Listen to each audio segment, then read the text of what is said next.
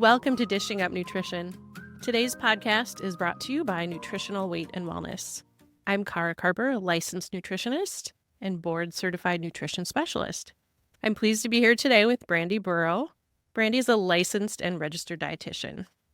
We are going to explore a great question today that we received from more than one of you listeners. And by the way, please keep the questions and topic ideas coming because we take them very seriously. And we put together today's show based on some of your suggestions. That's right. I love putting together an episode based on what our listeners want to hear. So everyone, please, if you have a nutrition question or a topic that you really want to take a deep dive into, please let us know. So thanks for having me here today, Cara. Yeah, it's great to see you again. Yeah, I love this. And the question that we are tackling today is pretty common, actually. So I'm sure a lot of you can relate to this, because high-protein diets are getting a lot more attention lately. You've probably heard some buzz about how important eating protein is. And protein is especially important to prevent muscle loss that can naturally occur with aging. Even in 30s and 40s, muscle just naturally tends to decline unless they're very kind of thoughtful and deliberate about strength training and eating protein. The specific question that we received from our listeners was, I recently upped my protein intake, but now I'm dealing with constipation. Any suggestions to help? Yes. So again, really relatable. This question comes up a lot when I'm working one-on-one with clients during their counseling session. If you've noticed that you might be a little more constipated after you start increasing your protein, you're not alone. So it is common for this to happen, but that doesn't mean that it's necessarily normal or healthy. So just to clarify, it's not healthy to have stool that is really compact, really difficult to pass, or if you are having bowel movements that aren't complete, So if you're maybe having a bowel movement, but it's taking a few trips to the bathroom to actually eliminate completely. Mm-hmm. Or you have a bowel movement, but you still kind of feel like, oh, I really needed to go more, but I'm unable to, and I'm still kind of bloated and full. And I have noticed in talking with friends, family, or previous clients that some people have gotten used to their constipation, and it's become their new normal. So let's talk about what is constipation. What's the definition? If you're not going to the bathroom and having a bowel movement at least one time per day, first of all, that is constipation, and that might surprise you. But also, as Brandy had just mentioned, if you're having a bowel movement, but your stool is hard or dry, or you really feel like you have to push really intensely just to go to the bathroom, that's also constipation. Right. And being constipated once in a while, maybe you have an off day when you're on vacation or periodically through the year, it's probably not going to affect your long-term health. But if this is an ongoing issue, this is the norm, this can lead to health issues down the line. And what I think of is that daily bowel movement is your body's way of eliminating toxins. So if you're not having a daily bowel movement, those toxins are going to build up and they're just going to recirculate within your body. So again, that daily bowel movement is your body's natural mechanism of sort of taking out the trash. And feeling the need to push a lot just to go to the bathroom not only can lead to hemorrhoids, but over time can create situations like a weakened pelvic floor muscle. We hosted a show called Pelvic Floor Problems, and in that show discussed the downside of needing to push to go to the bathroom. And that's for urine or feces, by the way. A weak pelvic floor muscle can cause leaky bladder urgency, sometimes fecal urgency, or even situations like a prolapsed bladder or prolapsed uterus. So those can all be pretty serious. Right. Yeah. Some serious complications that are preventable if you pay attention to your gut health and turn this around. Because the good news is that there are solutions to get you back on track if you are noticing that you're a little more constipated since increasing your protein intake. Absolutely. And we'll explain why this happens. We'll share some practical tips to getting regular again with your bathroom habits. By the end of the episode, you'll have what you need to reap the benefits of eating more protein without the digestive discomfort. Yay! We love that. So there are a variety of reasons why someone may want to start focusing on eating more protein. And if you have not picked up on this by now, here at Nutritional Weight and Wellness, we are advocates of including high-quality animal-based proteins with every meal and snack throughout the day. And Cara and I are going to summarize what those benefits are.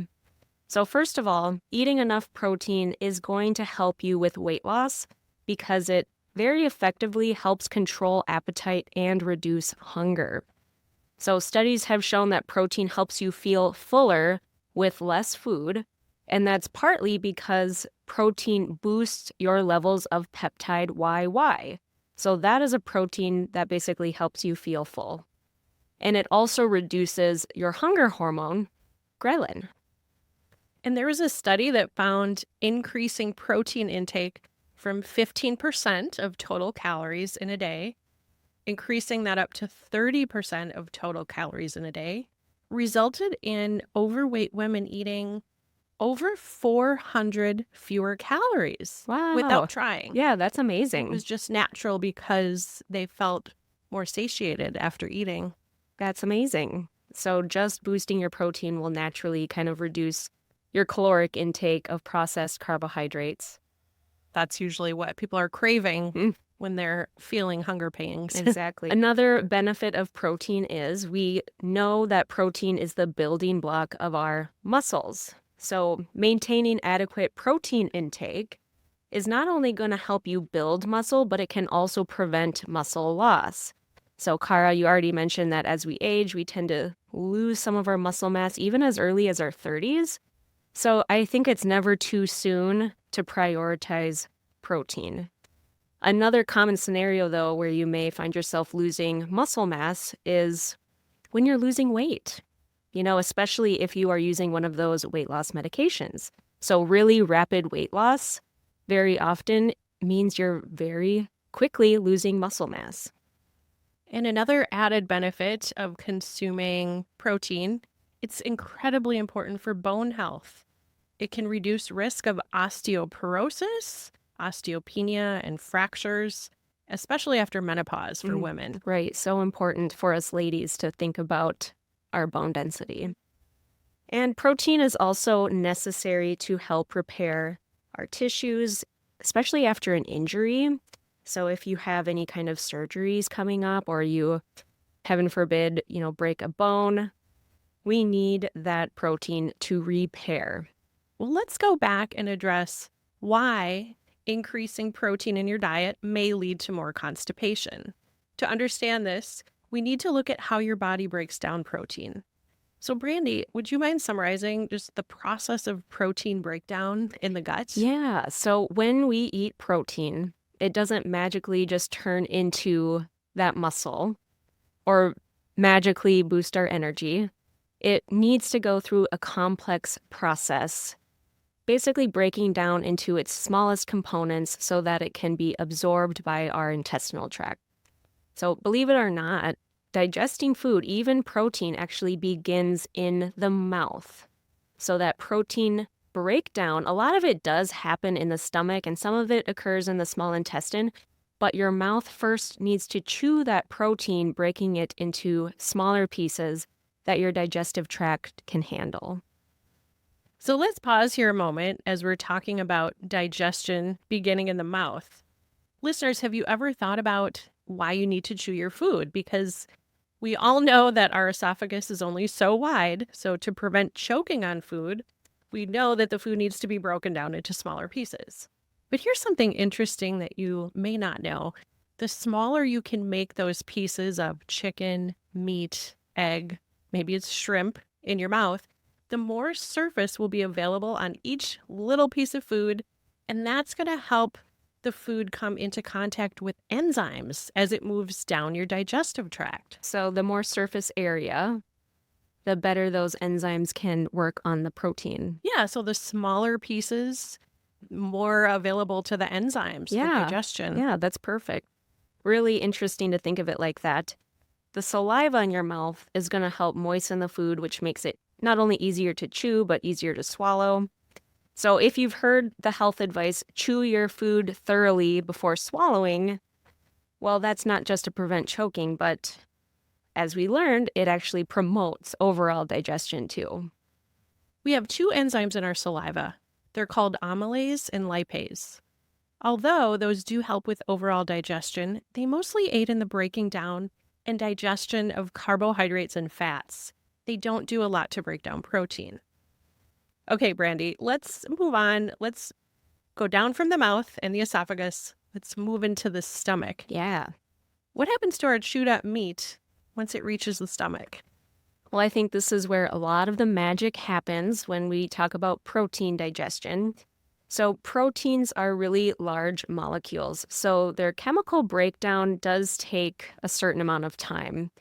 So when you compare protein against carbohydrates and fats, protein is going to take a little bit longer to digest compared to carbohydrates, but a shorter amount of time to digest compared to those dietary fats. Have you noticed when eating a higher protein meal, you aren't hungry afterward? Eating a higher protein meal increases that amount of time needed to break down the whole entire meal in the stomach. Yep. And of course, the longer the food stays in the stomach, the longer you feel full or satisfied.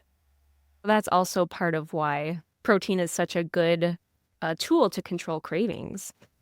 And on the flip side, I'm sure we've all had a carbohydrate-rich meal. Maybe it's a big bowl of pasta with some breadsticks on the side, or there's a breakfast that I used to have every day for so many years, a big bowl of oatmeal with some fruit in it. Looking back, I see now like all carbohydrates, and it's digested very quickly. The stomach will break down those carbohydrates very fast, convert those carbs into sugar or glucose in the bloodstream. So when that happens, basically those carbohydrates are moving through the stomach very quickly, and that sugar is absorbed into the body very fast, which can spike your blood sugar, oftentimes followed by a blood sugar crash, and you're going to feel hungry, within an hour after eating. And that is exactly what would happen to me with this oatmeal breakfast that I just described. Mm-hmm. I'd have my oatmeal. An hour and a half later, I'd be looking for something more. So I've changed my ways since then. That example that you gave is really touted as a healthy breakfast. Yeah. And although there's nothing wrong with a small amount of oatmeal or some fruit, it's missing the protein, it's missing the healthy fat. Right. Creating that excessive spike and then dip in the blood sugar. That's right. It's interesting how different foods are digested timing-wise. Brandy, what are the key players in the stomach that help break down these large protein molecules into usable parts? And by the way, these smaller usable parts are also known as amino acids. And I'm sure you've heard us talk about amino acids before. Yep. We know that protein breaks down into amino acids like tryptophan and tyrosine. That's just to name a couple. So that might ring a bell for anyone who just had a Thanksgiving meal. That's right. I think we hear a lot about tryptophan around the holidays, thanks to the turkey. It's kind of famous for that. But actually, all of our animal-based proteins like beef, fish, eggs, they all contain these essential amino acids, tryptophan being one of them. But when you eat protein, those proteins are digested into those smaller molecules, amino acids. But back to your question, what helps break down the protein into these amino acids? Well, there's two key players that break down protein in the stomach, and those are hydrochloric acid and pepsin. So our stomach should be a very acidic environment. And if somebody has enough stomach acid, this acid is going to help release other enzymes like pepsin to help break down that protein even further. And you had commented earlier that the stomach is where the magic of protein breakdown begins. And you're right. Once this magical stomach acid begins the chemical process, it continues on into the small intestinal tract, which is actually not that small. When you measure it out, it's at least 20 feet long. Yeah, it's actually much longer than the large intestine, so it's a little confusing. But that's where most of our nutrient absorption happens, is in the small intestine. So once those protein fragments are broken down to those amino acids, they reach the small intestine, they can then work as planned. So the amino acids are in a usable form. They can transfer across the intestinal lining and into the bloodstream, where they can then go off and do what we need them to do in our body. And that's when we can finally benefit from all the work that our protein did to be digested. Protein goes through a lot of work, and the beneficial outcome is when the amino acids transfer into the bloodstream to build muscle, repair tissue, and absorb our nutrients. You are listening to Dishing Up Nutrition. Just about everyone is on social media these days. It's become a prominent resource for information, especially when it comes to health and nutrition. Did you know that we have a Dishing Up Nutrition private Facebook page that you can join? It's a great way to stay apprised of our current topics and discussions. We'll be right back.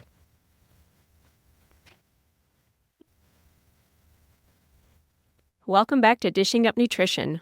I'm Brandy Burrow, and I'm here with Cara Carper today. I'm a registered and licensed dietitian. Cara is a licensed nutritionist at Nutritional Weight and Wellness. And we are passionate about counseling and educating people to help them reach their health and wellness goals. Cara mentioned before break that we have a Dishing Up Nutrition Facebook page. So if you're on Facebook, be sure to do a quick search for Dishing Up Nutrition and select Join. Our administrator will accept your invitation within a day or two, and you'll be able to connect with other people who are also passionate about their health goals. And I think that's so great. It's a quick way to find your people, people that are like-minded and are sharing this mission to eat real whole foods. I like popping into that Facebook group occasionally, and there's some really good discussions. And the moderators and administrators are part of answering the questions, but you also get a lot of really intelligent answers from the listeners who have joined. So learning from each other. Yeah. So our topic today is, I increased my protein and I'm more constipated. What can I do? So when we're talking about being constipated from eating higher protein, a very common reason is that there's not adequate stomach acid to break down the protein in the stomach and the small intestinal tract, as well as not having enough of those protein digesting enzymes that Brandy talked about before break. Pepsin is an enzyme released into the stomach, but there are also pancreatic enzymes that are needed in addition to stomach acid and pepsin. Yeah, that's right. That naturally occurring stomach acid, it does contribute to the environment that we need to activate those pancreatic enzymes that break down protein into its usable parts. So if somebody has low stomach acid, digestion is going to slow way down, and basically that protein is going to remain in larger chunks that are not digested, and it's just going to pass through the digestive tract without really getting broken down. So you're not really absorbing much from that protein. And you can actually see this if you investigate and take a peek at your stool. Sometimes you can see undigested particles of food in your stool. That's a sign that something further upstream with your digestion is off balance. Low stomach acid is a common cause of not digesting protein adequately, which in turn can lead to constipation. There are signs and symptoms that you may not have adequate stomach acid. So constipation alone can cause you to be more bloated and have a bigger belly. And sometimes you're going to have more gas and more belching. And so, if you're not going to the bathroom for several days, you probably will be feeling that anyway. Right. Things are accumulating. There's some buildup there. So even if you're not constipated, but if you tend to feel overly full after eating, especially if it's just a small amount of food, and if that meal is higher in protein, that is a pretty clear sign of low stomach acid. Especially if you've been on acid blockers, either temporarily or maybe even long-term, like several years. I've even had some clients that have been on acid blocking medication for decades. So basically, that medication is blocking your stomach's natural acid production that is needed to digest protein. It's interesting that acid blockers have a warning label that says these are meant to be used short-term. Now, there are many reasons for that, and an important reason is that you won't be able to digest protein well without enough stomach acid. Mm-hmm. There are other side effects, though, from long-term acid blocker use, and they can be serious. A higher risk of fracturing a bone, even a hip, for example. Deficiencies of critical nutrients like vitamin B12 and the mineral iron. These potential side effects should not be taken lightly because something like a vitamin B deficiency can lead to low energy, but can also lead to numbness, especially peripheral neuropathy or Mm-hmm. numbness maybe in the fingers and the toes and other nerve issues. So vitamin B12, iron, they both play a lot of roles in our body, and they are nutrients that are found in high-quality protein sources. It makes sense if you're not able to digest and break down protein, you're going to be deficient in those nutrients. And an iron deficiency can also lead to fatigue, shortness of breath, really pale, pasty skin, and it can even stunt growth. So we mentioned that long-term use of those acid blockers can lead to an increased risk of fracture, and there's actually some great research around this. The National Institute of Health has research showing that taking proton pump inhibitors, or we often refer to these as PPIs, is associated with an increased risk of hip fractures, especially when you've been using those medications for prolonged periods of time or in high doses. In the study, they stated that this is believed to occur due to a potential decrease in calcium absorption in the gut, which can lead to bone loss. There are a lot of factors when it comes to bone health, and calcium is just one player.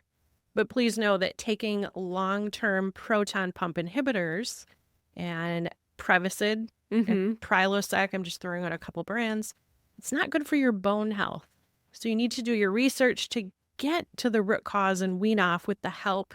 A meeting with a licensed dietitian would be very, very beneficial. So if you are on any of those acid blocking medications that Cara just mentioned, Tums would be another one. Omeprazole is another name that you might see.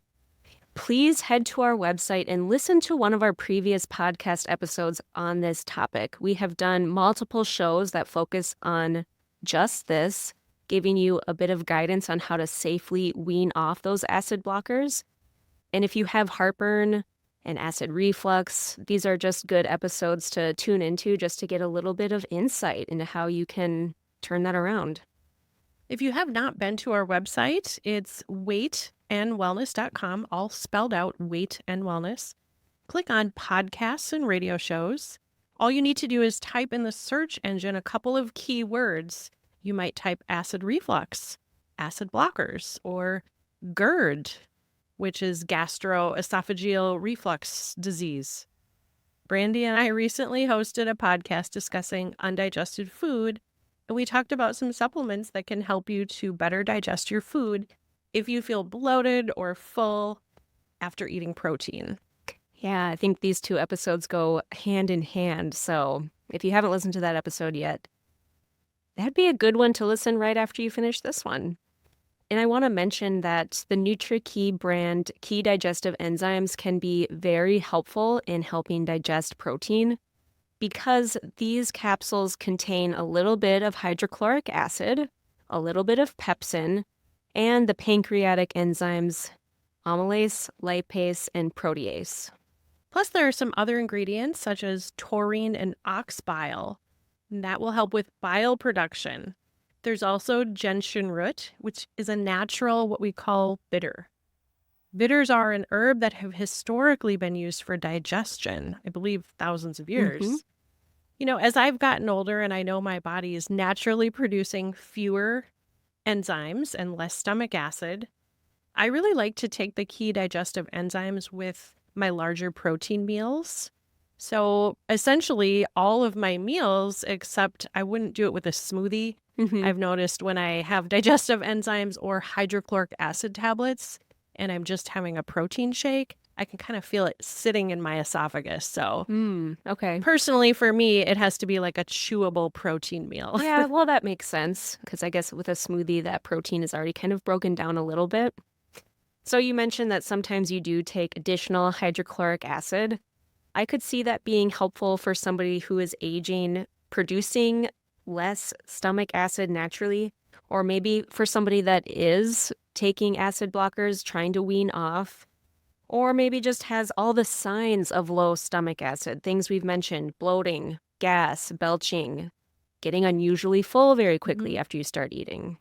So, for example, if I were having a dinner, a pretty common dinner I would contain 5 ounces of Okay. cooked chicken. That would be my protein. So, with that meal, I would take 2 capsules of the key digestive enzymes and 1 additional hydrochloric acid tablet.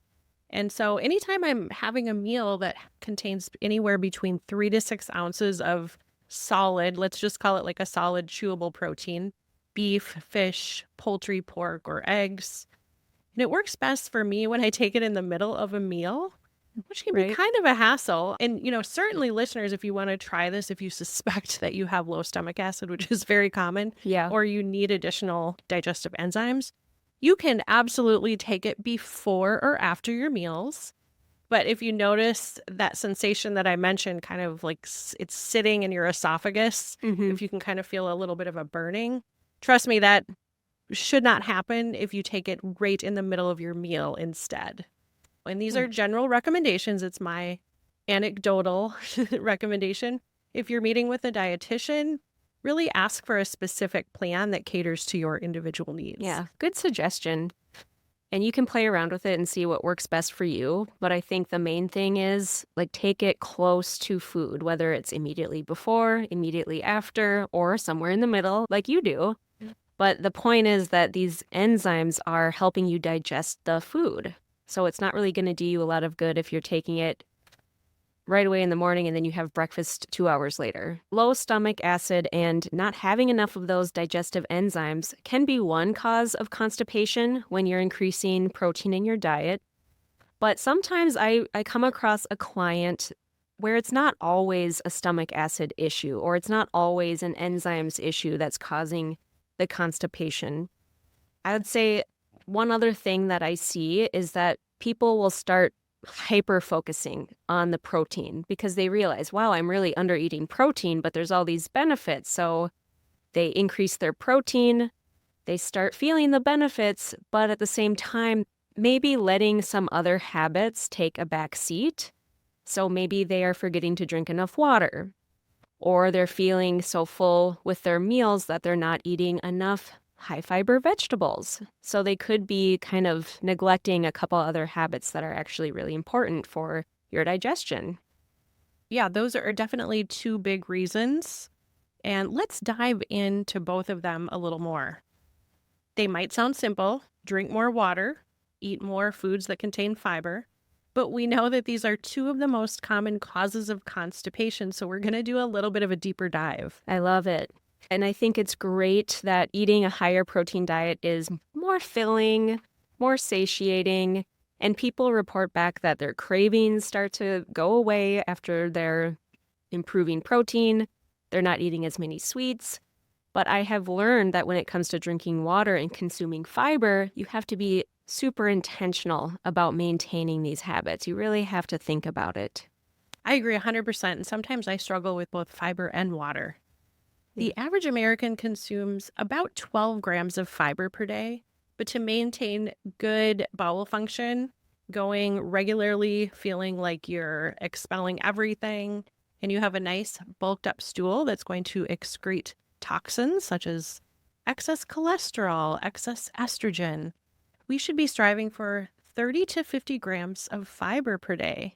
Wow, so we almost have to triple what we're normally doing. And Brandy, do you have any shortcuts on how you get enough fiber throughout the day, either with meals or snacks?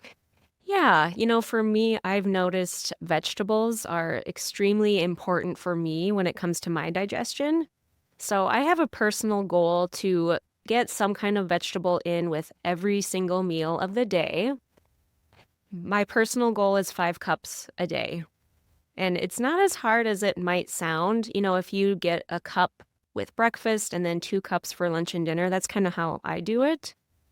But what I like to do, this is a breakfast that I've been eating a lot lately because it's so simple for me to make. It's about a cup of cauliflower rice. that I just heat in the microwave. In a skillet, I am throwing in a big handful of spinach, a few tablespoons of black beans, and some scrambled eggs. And then I am topping all of that with some salsa and about a half an avocado. So the avocado has about 6 grams of fiber. And then my cauliflower rice, my spinach, I mean, I haven't calculated it, but I would imagine it's giving me like another 3 to 5 grams of fiber. So right there, I'm already starting with almost 2 cups of vegetables, a big whack of fiber, and my protein and my healthy fat, of course. Yeah, that's fantastic. I haven't calculated that specific meal either, but in my head, you're probably at 15 to 20 grams just with that breakfast. Yeah, I imagine. So that gets me pretty far ahead for my day. So that's one thing I love to do. And sometimes if I'm not in the mood for like the eggs, I will put together a really quick smoothie. And a great way to add fiber into my smoothie is by adding maybe 2 or 3 tablespoons of chia seeds. So each tablespoon has about 3 grams of fiber. And I'm usually adding in some berries, like frozen blueberries is kind of my go-to lately. So those are a little higher in fiber than other fruits. So that is a strategy that I like to use. Mix that with protein powders and coconut milk. It's amazing. Right. And that's a very balanced smoothie. It's not just like a juice smoothie. You know, you have your Right. protein, you have your additional fiber, your healthy fats, and you're not overdoing the carbohydrate content with Yes. the berries. Great tips. Simple. They're not overwhelming on how to incorporate vegetables and fruit, just with a couple of meal examples there. You know, I struggled with being constipated when I was younger, and if I'm not careful, that can kind of creep back in. And one of my personal tips is also to have that daily smoothie. And I like to just throw in some vegetables as well. Oh, yeah. And you probably do that sometimes as well, but just some rice, frozen rice cauliflower. I'll put that in the smoothie. That does work really well. Maybe either some frozen spinach, a chunk of that, or if I have fresh, I'll just throw in a couple handfuls of fresh spinach. Perfect. And then you have your half cup of frozen organic berries. And like you had mentioned, berries do contain quite a bit of fiber, and they're also a lower sugar fruit. Adds such good flavor too. And I always have frozen berries in my freezer, so it's pretty convenient. So with your protein shake, I'm guessing you are also using a protein powder. And since we're talking about protein, maybe you could just talk us through what specific protein powders you like. Because if you were to go shop for one, there's basically a whole wall of different protein powders to choose from. So it can be pretty tricky to know what's a good quality option. Great question. You know, I am a bit biased because I did discover the brand at our office years ago, and I obviously have easy access to purchase it. But I have tried others, and I've never found one that I like more. I always just go back to our NutriKey whey powder. It tastes great. It's very clean. I do like to have a flavor, although there is, I believe, a flavorless option as well. But I prefer the vanilla or the chocolate. And, you know, those are sweetened, but very lightly sweetened with monk fruit or stevia, which are plant sweeteners. It's not sugar, and they're not artificial sweeteners either. And it's so common that those artificial sweeteners can sneak into other brands. Yeah, you have to be really careful. Good thing to watch for, stevia or monk fruit are fine sweeteners. I also watch for like the grass-fed whey protein powder, and that's what I prefer. I also enjoy like the unflavored version that you were mentioning. Sometimes I'll mix that with a little bit of the vanilla flavor, just so I get a little sweetness from the stevia that's in that, but it's not overly sweet. Maybe like half and half? Yep, half and half. And a lot of my clients like to do that per my suggestion, and that works pretty well for them. But I agree, like trying to find one that's high quality, no additives, no preservatives, no weird ingredients. We kind of take the guesswork out for you with that NutriKey wellness whey. And thankfully, stevia and monk fruit, because they do come from plants and they're not sugar or artificial sweeteners, they're easy on digestion. Many other protein powders will contain either sugar alcohols such as sorbitol, maltitol, xylitol, or they may contain artificial sweeteners like sucralose or aspartame. And all of those ingredients I mentioned can cause bloating, gas, or digestive issues, depending on the person. Yeah, exactly. There's so many flavors out there. Sometimes I'm seeing like birthday cake protein powder, dreamsicle protein powder. So a lot of times they have like the artificial flavorings, and the sucralose is the one that I see a lot. All to say, the clean sources of protein are really important when it comes to your digestion. So if you're trying to increase your protein, but you're doing so by focusing on prepackaged foods like the frozen dinners or even fast food meals, these processed sources of protein could be contributing to the constipation. Basically, the longer the list of ingredients in a pre-packaged food, the more likely there's something in there that's going to irritate your gut. So when you compare like the 20 ingredient chicken nugget that you get at fast food or from the freezer section compared to a homemade chicken nugget that has maybe like 4 ingredients, right? We love making those homemade chicken nuggets. Or sometimes, I like to make them into larger, more of a chicken tender. And we'll make that for the whole family, but the teenager loves that. They have 3 ingredients versus the 20 ingredients that you just referred to. It's real chicken, almond meal, and egg. And, you can certainly add some spices. I usually do that. Yep. Honestly, they don't take much longer to make from scratch compared to buying the frozen nuggets. You have to either heat up the oven, and then you're cooking a bunch of chemically laden prepackaged nuggets. Yeah. It might take a few more minutes to do the homemade, but they taste delicious. They actually taste better. I agree. Kind of a funny story. I had a client whose kids would eat almost nothing other than chicken nuggets. She was having a hard time convincing them to eat the homemade version. What she did, it was a little sneaky. She kept the box of this story She already. kept the box of one brand of chicken nuggets and would make her homemade chicken nuggets when they weren't around. Freeze them, store them in the box, and then when it was dinner time, out come their favorite chicken nuggets. Okay, did she ever get outed? I think eventually they kind of caught on, and they had been eating it for so long. They were like, oh, okay, these are good. It's fine. Parents got to do what a parent's got to do. That's right. Well, in general, trying to shift away from the processed foods that contain refined grains, refined oils, and those artificial additives. Shifting more towards real food, because those processed ingredients are going to contribute to health issues and certainly constipation. In addition to eating high quality, real sources of protein like pasture raised or grass fed beef, organic eggs, wild caught fish, maybe some grass fed chicken or pasture chicken who have roamed around the farm. We also discuss the importance of eating enough non-starchy vegetables, as well as some of the higher fiber fruits such as berries.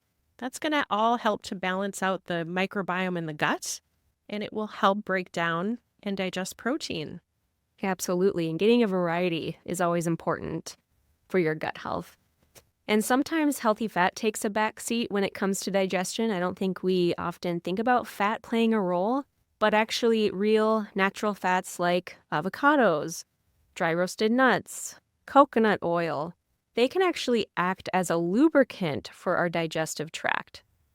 And they also play a role when it comes to regular bowel movements. And then we don't want to forget about water. And I feel like whenever we bring up water, people might be rolling their eyes thinking, oh, I've heard this before. Yeah. But I'm going to still encourage you all to do a little test for a week. And part of it is like really tracking the quantity of water each day. And so how much water are you drinking? And then consider, are you drinking caffeinated beverages or beverages that contain alcohol? Because if so, you should be drinking an extra 8 ounces of pure filtered water to make up for the caffeine or alcohol, which are both diuretics and essentially pull water out of the body. Exactly. So they're dehydrating. So you might need to give yourself a little extra boost after that. And I talk about how much water to drink with my clients all the time. So really the rule of thumb is about half your body weight in ounces of water every day. So make sure that you've got a water bottle with you all the time so that it's accessible.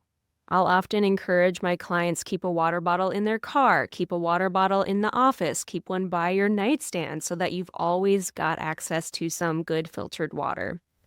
Keep it in sight. Some people will even use a tracking app to actually see how much they're drinking throughout the day. One of my clients is using an app where every glass that she drinks and logs, there's a little plant that starts to grow. And when she meets her goal, then the plant is flowering at the end of the Oh, day. that's a So great idea. it's kind of fun. Yeah. Or you may prefer an old school approach. There's always the rubber band or a bracelet trick. If you have a lot of bracelets, you can put them on one wrist, and as you drink 8 ounces of water, you transfer the bracelet to the other wrist. You can't really forget that. Right. You can also do this with rubber bands on your water bottle. Kind of move them up and down as you drink the water bottle and then refill it. Right. That's a great idea. You can't forget about the basics. Just to recap our show today, we had some listener questions on, they'd increased protein and started noticing being more constipated. So first of all, just pay attention to your body and really watch for signs of incomplete digestion, feeling overly full, especially after eating a meal with protein, bloating, gas, of course, constipation. If this sounds like you may have low stomach acid, which is very common, and you may also benefit from taking hydrochloric acid in a supplement as well as digestive enzymes. We do need this adequate stomach acid and enzymes to really help our food digest and benefit from all the nutrients, especially that protein.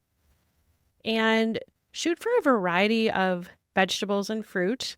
Ideally, 5 half-cup servings per day, Or more. or more. Brandy likes 5 cups, which would be technically 10 servings. That's even better. And you may want to add some fiber boosters, such as chia. Don't forget to be drinking adequate water just to kind of lubricate your system and help those bowels. And that's half of your body weight in ounces of water. A little bit more if you're consuming alcohol or caffeine.